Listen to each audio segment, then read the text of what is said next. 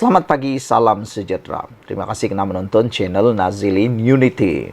Patutlah kaya anak Tun Mahathir. Rupanya dapat projek perolehan terus tanpa lalu tender. Dedah bekas Perdana Menteri. Wow. Ini satu pendedahan yang amat panas dan luar biasa. Siapa anak-anak Mahathir yang dimaksudkan ini? Dan siapa pula pendedahnya ini, iaitu bekas Perdana Menteri ini. Di Malaysia ada banyak bekas Perdana Menteri, tetapi siapakah gerangan bekas Perdana Menteri yang amat berani mencabar Mahathir Mohamad ini dengan mendedahkan, patutlah kaya anak Tun Mahathir. Rupanya dapat projek perolehan terus tanpa lalu tender. Ini pendedahan bekas Perdana Menteri itu. Satu bukti yang didakwa menunjukkan anak-anak Tun Dr. Mahathir Mohamad mendapat projek bernilai ratusan ringgit dari kerajaan semasa beliau menjawat jawatan Perdana Menteri dikongsikan oleh Datuk Seri Najib Razak hari ini. Ahli Parlimen pekan itu memuat naik di laman Facebooknya surat arahan Kementerian Kewangan MOF kepada Syarikat Telekom Malaysia Berhad TNB bertarikh 7 Oktober 2003 untuk memberi projek secara rundingan terus bernilai RM214 juta. Najib berbuat demikian susulan kenyataan pengerusi Parti Pejuang Tanah Air Pejuang itu yang meminta bekas Peguam Negara Tan Sri Mohamed Apindi Ali memberi bukti susulan dakwaan bahawa anak-anak Mahathir menjadi jutawan semasa menjawat jawatan Perdana Menteri. Tun Mahathir kata dia tak pernah benarkan anak dia berniaga dalam Malaysia masa dia jadi Perdana Menteri. Walaupun ketiga-tiga anak dia merupakan pemilik terbesar atau pemegang saham yang besar dalam pelbagai syarikat-syarikat tersenarai dalam Bursa Malaysia yang banyak berniaga dengan kerajaan masa dia jadi Perdana Menteri keempat. Seperti syarikat Tongkah, MRCB, Kumpulan Hospital Pantai, Opcom, Konsortium Perkapalan, Di Perdana Corporation, Data Prep, Pelikan, Reliance Pacific Berhad, Artright dan sebagainya. Tapi tak apalah. Saya tunjuk satu bukti surat arahan Kementerian Kewangan kepada Syarikat Telekom Malaysia bertarikh 7 Oktober 2003 untuk memberi projek secara rundingan terus bernilai RM214 juta sahaja, kata Najib Tun Razak. Berdasarkan surat arahan berkenaan, MOF ketika itu bersetuju meluluskan permohonan TNB bagi pembekalan kabel fiber optik yang bernilai RM214.2 juta secara rundingan terus dengan Opcom Sdn Berhad untuk tempoh 3 tahun. Susulan itu, Najib secara sinis membangkitkan beberapa persoalan berhubung surat arahan yang dikongsikannya itu. Siapa Menteri Kewangan ketika itu? Tun Mahathir. Siapa Perdana Menteri ketika itu? Tun Mahathir. TM milik siapa ketika itu? Kerajaan.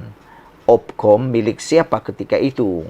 Anak-anak Tun Mahathir, tulis Najib Tun Razak.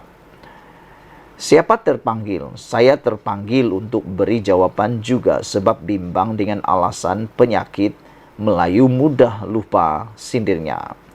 Terdahulu, Dr. Mahathir dalam satu kenyataan menjawab persoalan dibangkitkan Apandi, termasuk dakwaan bahawa anak-anak beliau menjadi jutawan semasa menjawat jawatan Perdana Menteri. Ahli Parlimen Langkawi itu pada ketika itu berkata anak-anaknya tidak pun dibenarkan berniaga dengan kerajaan atau menyertai parti kerajaan. Jika ada anak yang jadi jutawan, sila beri bukti dan tarik gelaran ini diberi kepada mereka serta bukti kejutan mereka, kata Tun Mahathir.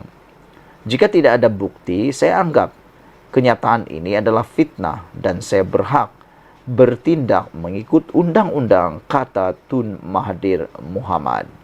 Itulah dia saudara-saudara pendedahan daripada bekas Perdana Menteri kita yang paling kontroversi, yaitu Najib Tun Razak, bertajuk "Patutlah Kaya Anak Tun Mahathir rupanya dapat projek perolehan terus tanpa lalu tender dedah bekas Perdana Menteri Najib Tun Razak."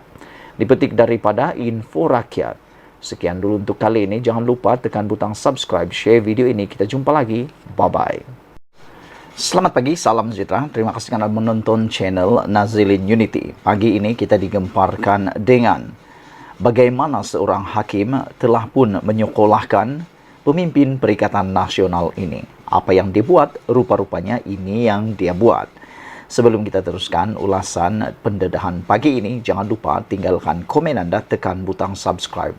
Saudara-saudara sekalian, setepak atas muka pemimpin PN kena sekolah dengan hakim mahkamah, rupanya ini yang dia buat. Bekas Ketua Penerangan Bersatu Datuk Wan Saiful Wan Jan akan mengemukakan representasi membabitkan dua pertuduhan meminta dan menerima rasuah berjumlah RM6.9 juta membabitkan projek Jana Wibawa yang dihadapinya. Perkara itu dimaklumkan Peguam Datuk Roslan Azimin Ahmad yang mewakili Wan Saiful 48 tahun semasa sebutan kes kali pertama di hadapan Hakim Mahkamah Session Rozina Ayub hari ini. Sementara itu, Timbalan Pendakwa Raya Muhammad Afif Ali berkata, pihaknya telah menyerahkan sebahagian dokumen kepada pembelaan mengikut Seksyen 51A Kanun Tata Cara Jenayah hari ini.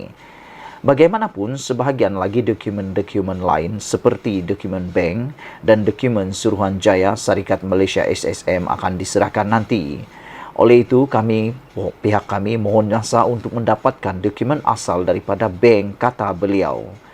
Semasa prosiding itu, Rozina menegur ahli Parlimen Tasik Gelugur itu supaya datang lebih awal ke mahkamah. Saya harap ini kali pertama dan terakhir datang lewat ke mahkamah. Selepas ini, sila rancang perjalanan kamu, kata hakim itu. Wan Saiful kemudian memohon maaf dan memberitahu mahkamah bahawa beliau telah keluar dari rumah pada pukul 7.15 pagi namun tidak menyangka perjalanan mengambil masa selama 2 jam. Mahkamah kemudian menetapkan 8 Mei untuk sebutan semula kes. Wan Saiful mengaku tidak bersalah atas dua pertuduhan tersebut di hadapan Hakim Mahkamah Session Azura Alwi.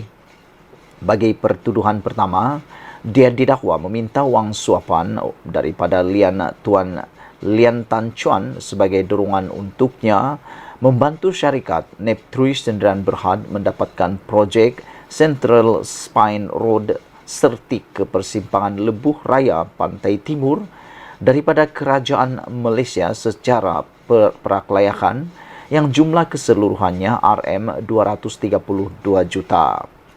Wan Saiful juga dituduh menerima bagi dirinya suapan wang tunai berjumlah RM6.9 juta melalui akaun CIMB Bank milik syarikat WSA Advisory Group Sdn Berhad daripada akaun Maybank Islamic Bank Berhad milik syarikat Nepturis Sdn Berhad sebagai upah membantu syarikat Nepturis mendapatkan surat setuju terima bagi projek tersebut.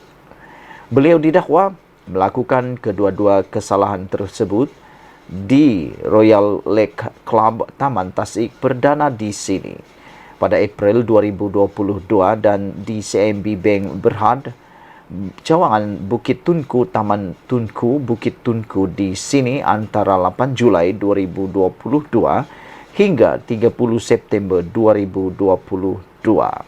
Saudara-saudara sekalian, itulah dia yang berlaku di mahkamah ketika hakim mahkamah menyekolahkan pemimpin Perikatan Nasional ini gara-gara lewat sampai ke mahkamah.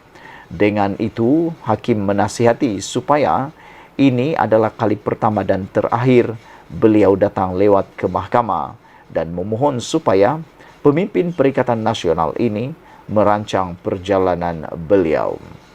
Alasan Wan Saiful datang lewat adalah apabila beliau memberitahu mahkamah Beliau telah keluar sejak pukul 7.15 pagi, namun tidak menyangka perjalanan mengambil masa selama 2 jam. Sekian dulu untuk kali ini, ikuti terus pendedahan selepas ini.